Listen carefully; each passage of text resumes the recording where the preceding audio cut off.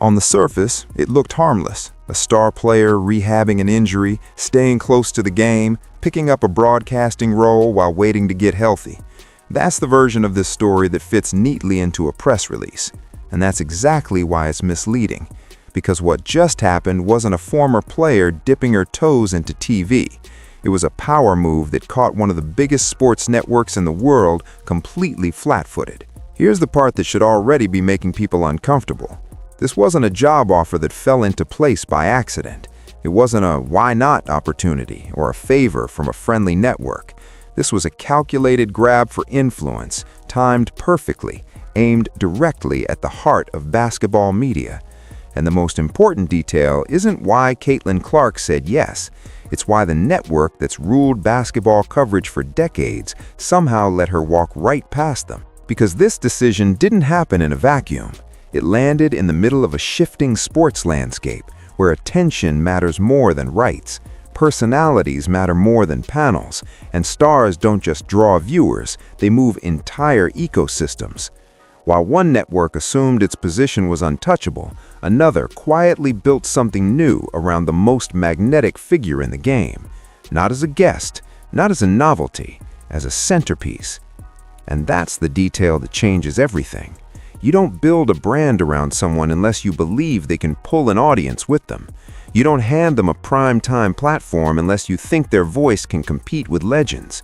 And you definitely don't do it unless you're willing to challenge the network that's been controlling the conversation for years. So forget the idea that this was about filling airtime. Forget the framing of off-season work. What just happened was a declaration, a message sent without saying a word. And once you see that, the real story snaps into focus, because this wasn't Caitlin Clark joining a show.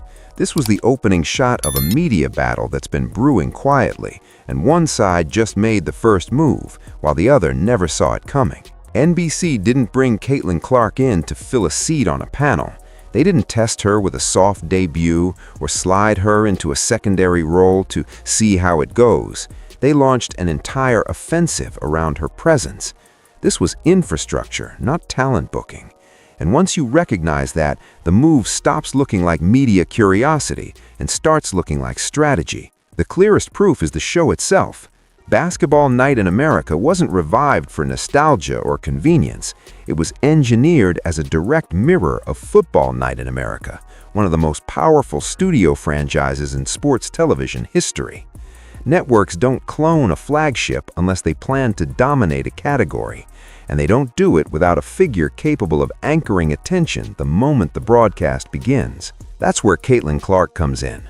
Her placement wasn't buried. She wasn't introduced quietly. She's the first face audiences will see when the show launches in prime time. February 1st, Madison Square Garden, Lakers versus Knicks. That's not easing someone into television. That's throwing them straight into the brightest lights available and daring the audience to look away. This is how weaponization works in media. You combine reach, timing, and relevance into a single moment that forces viewers to recalibrate who's in control. NBC understood that basketball coverage is no longer about analysts arguing over highlights. It's about who commands attention across platforms, clips, debates, and social feeds. Clark doesn't just talk about basketball. She moves basketball conversations wherever she shows up. And this is the part ESPN couldn't afford to miss. By building a show around her voice instead of slotting her into an existing structure, NBC positioned her as a gravitational force. Viewers don't tune in just for the game anymore. They tune in to hear her read it, challenge it, break it down, and reframe it. That changes viewing habits fast. Nothing about this rollout suggests experimentation. Every detail points to long-term intent. Prime-time placement, flagship branding, high-stakes debut. NBC didn't hire a player recovering from injury. They deployed a cultural asset at the exact moment basketball media was most vulnerable. And once that weapon was live, the rest of the league, especially ESPN, had no choice but to react. The problem is, by then, it was already too late. For more than 2 decades, ESPN didn't just cover basketball, they were basketball media. When the NBA moved, ESPN followed. When the WNBA needed a platform, ESPN owned the spotlight. That kind of control breeds confidence, and eventually it breeds assumption. The assumption that the biggest voices will always come to you. The assumption that history itself is leverage. But that confidence quietly turned into a blind spot, because while ESPN was securing rights and maintaining dominance, the ecosystem around them was changing faster than they realized. Audiences weren't just watching games anymore. They were following personalities, clipping moments, and forming loyalties around individual voices. And in that shift, the network that looked strongest on paper was suddenly the slowest to adapt. The timing couldn't have been worse.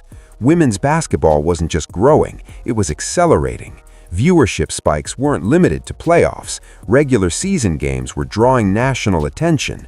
Merchandise was moving. Social engagement was exploding. And at the center of it all was Caitlin Clark, a figure that didn't just attract fans of the sport, but pulled in casual viewers who hadn't paid attention before. That kind of influence doesn't wait for legacy systems to catch up. ESPN, by virtue of its size, moves deliberately. Decisions get filtered. Risk gets analyzed, opportunities get debated. That process works well when markets are stable. It works poorly when momentum is surging and windows are narrow. Clark's rise created a moment where speed mattered more than tradition and decisiveness mattered more than existing contracts. The irony is that ESPN had every reason to believe they could wait. They already held major basketball rights. They already had familiar faces on air. They already owned the historical relationship with the league. What they underestimated was how quickly cultural gravity could shift away from them. Not because of a scandal, not because of failure, but because they hesitated while someone else moved. That hesitation created vulnerability, not in ratings that could be measured immediately, but in relevance. And relevance, once lost, is almost impossible to claw back.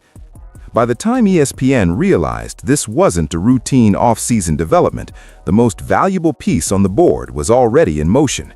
And that's when NBC stepped in. Not during chaos, not during uncertainty, but during ESPN's moment of confidence. The placement told the real story, not the press release, not the quotes. Where Caitlin Clark was positioned made NBC's intentions impossible to ignore. She wasn't introduced as a guest analyst rotating through segments or someone popping in for a few sound bites. She was seated alongside the network's basketball royalty in the same visual plane, treated as an equal from the very first frame. Look at the lineup. Maria Taylor anchoring the desk, Carmelo Anthony, Vince Carter, Tracy McGrady, names that don't need context or explanation. These aren't mentors welcoming a newcomer. These are Hall of Fame level figures who have spent years defining how the game is talked about on television. And NBC didn't put Clark adjacent to them for symbolism. They put her there because they believe her voice belongs in that tier. That choice instantly reframes how audiences perceive her. This isn't a crossover moment. It's not a WNBA perspective segment tucked between NBA highlights. She's being presented as a basketball mind, full stop. When she speaks, it won't be framed as novelty or inspiration. It'll be framed as analysis, judgment, and authority, the same expectations placed on the men sitting beside her. And this is where meaning changes. In television, hierarchy is visual before it's verbal. Who sits at the desk? Who speaks without interruption? Who reacts instead of being asked to explain themselves? NBC is signaling that Clark doesn't need translation or qualification. Her understanding of the game is assumed, not argued for. And that has ripple effects far beyond one show. Viewers absorb that framing instantly. Producers across sports media notice it. Players notice it. A generation of fans raised on clips and quick takes will see Clark not as someone being granted access, but as someone whose presence elevates the broadcast itself. This is also why the move stung so sharply. ESPN didn't just lose a popular athlete, they lost the chance to define how she would be seen in her next phase. NBC did that first, boldly and without hesitation. By placing her with legends instead of around them, they stripped away every limiting narrative that could have followed her onto a studio set. and once that image is locked in, it's almost impossible to undo. Here's where the move stops being clever and starts being dangerous, because NBC didn't just secure Caitlin Clark for the studio, they positioned themselves to follow her everywhere her audience goes, on the desk, on the court, across seasons, across platforms. It's a level of alignment ESPN never seemed to consider in time. NBC already holds significant future WNBA broadcast rights, including coverage that will directly involve Clark once she returns to play. That means something unprecedented is being built in real time. When she breaks down games as an analyst, it's on NBC. When she's lighting arenas again, it's on NBC. The same voice guiding fans through strategy in the studio becomes the star they're watching under the lights months later. That kind of vertical integration is priceless. Viewers don't have to switch networks to follow the story. They don't have to relearn context or narratives. NBC controls the beginning, middle, and continuation of the Caitlin Clark experience. Every analysis clip feeds interest in upcoming games. Every game performance feeds credibility back into the studio. It's a closed loop, and once audiences step inside it, there's no reason to leave. ESPN, meanwhile, is locked into a fragmented relationship model. They broadcast games, they feature analysts, they do profiles, but none of it connects in a way that feels seamless or personal around one central figure. NBC built something tighter, faster, and more emotionally sticky, all around the most recognizable name in women's basketball. This also shifts power subtly but decisively. When a player's media presence and competitive presence live under the same roof, that network becomes the default lens through which fans interpret everything. Success, struggles, comebacks, controversies. NBC gets first framing advantage on all of it. ESPN is forced into reaction mode, covering stories after the narrative tone has already been set elsewhere. And the most brutal part? This wasn't some long-term gamble that took years to materialize. The pieces were already there. The rights, the platform, the timing, all NBC had to do was connect them. ESPN never did. And once the loop is closed, it's nearly impossible to pry open again. What made this move even louder was what didn't happen afterward. No rapid response, no competing announcement, no sudden programming reveal meant to pull attention back. For a network that typically dominates the news cycle, ESPN's reaction was strikingly quiet. And in this business, silence is rarely accidental. There were no press tours pushing a counter-narrative, no surprise features highlighting their own vision for the future of basketball coverage, no leaks hinting at a bigger play still to come, just nothing. And when a dominant player goes silent during a moment like this, it usually means they don't have a card left to play without revealing how much ground they've already lost. Inside large media organizations, public silence often masks internal frustration. Decisions get dissected after the fact. Opportunities get relitigated. Questions start circulating that didn't seem urgent before. Why didn't we move faster? Why did we assume she'd always be available? Why did we treat this like a routine talent discussion instead of a moment that could reshape coverage for the next decade? ESPN has long relied on the strength of its existing relationships with leagues, with players, with audiences that grew up watching nothing else. That history created a sense of inevitability, the belief that if they wanted someone badly enough, time was on their side. NBC just proved the opposite. In a moment where speed and vision mattered more than tradition, waiting became a weakness. The quiet also suggests something harder to admit. Responding aggressively might have made things worse. Any attempt to suddenly spotlight Clark now would look reactive. Any rushed announcement would feel like damage control. And any effort to frame this as just another off-season role would collapse under scrutiny because viewers can see the scale of what NBC built around her. So ESPN stayed still. Not because nothing happened, but because acknowledging what happened would mean admitting they misread the moment. And in a media landscape driven by momentum, that kind of misread doesn't fade quietly. It lingers, waiting for the next domino to fall. Now, this is where we have to be careful, because what comes next lives firmly in speculation, but it's informed speculation that people inside sports media have been quietly circling for weeks. Nothing here has been officially confirmed, and no contracts or conversations have been made public, but the pattern is hard to ignore once you start lining up what was offered versus what actually happened. There's been growing buzz that ESPN may have had exploratory talks with Caitlin Clark's representation about a potential role. Not formal offers, not detailed plans, just feelers, the kind of early-stage conversations that big networks use to keep doors open. If that's true, the contrast in approach becomes glaring.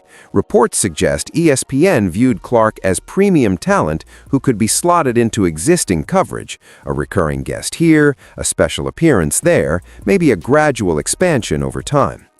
NBC, on the other hand, appears to have approached this from an entirely different angle. Instead of asking where Clark might fit, they built something that fit around her.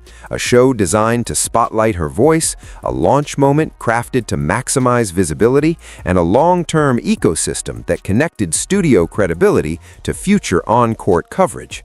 One pitch focused on participation, the other focused on ownership of a lane. It's been said that this difference in vision mattered more than money. NBC wasn't just selling airtime, they were selling influence, platform, and narrative control. For a player who has already seen how quickly narratives can be shaped without her input, that kind of positioning carries enormous weight. Being part of the architecture is very different from being invited inside after the walls are built. Again, none of this has been confirmed publicly, but when you look at the outcome, it's hard to argue that both networks were offering the same thing. The end result reflects two philosophies colliding at the same moment, one rooted in legacy systems and incremental steps, the other built around speed, centralization, and cultural gravity. And if this speculation is even partially accurate, it explains everything. Why the decision felt so decisive, why NBC moved with such confidence, and why ESPN found itself watching from the outside as the door quietly closed. The timing of this move becomes even more revealing when you factor in Caitlin Clark's current reality. She isn't just between seasons, she's recovering from the injury that cut her year short.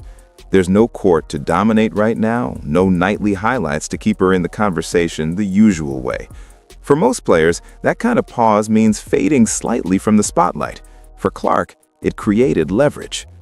Add to that the unresolved collective bargaining agreement hanging over the league, deadlines approaching, negotiations dragging, real uncertainty about when and how the next season fully stabilizes.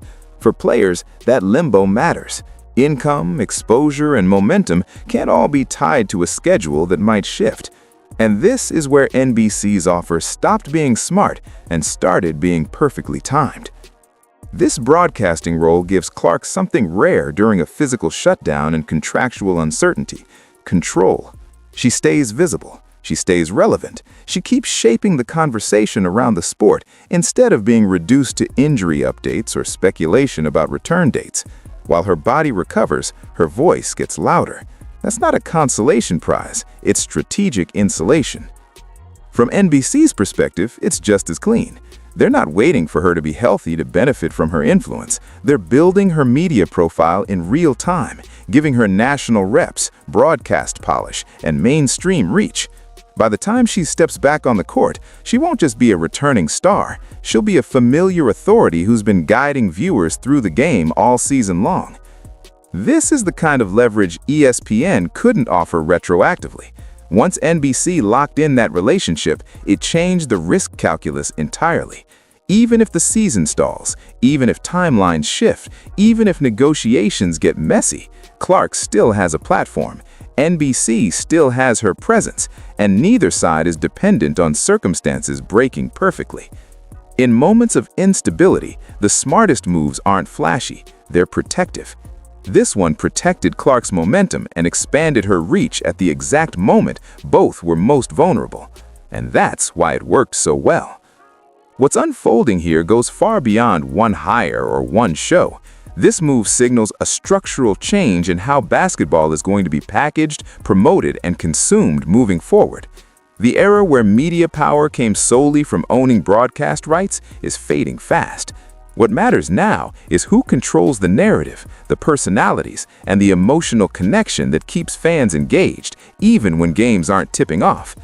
NBC just demonstrated that modern basketball coverage isn't built top-down anymore. It's built around gravity.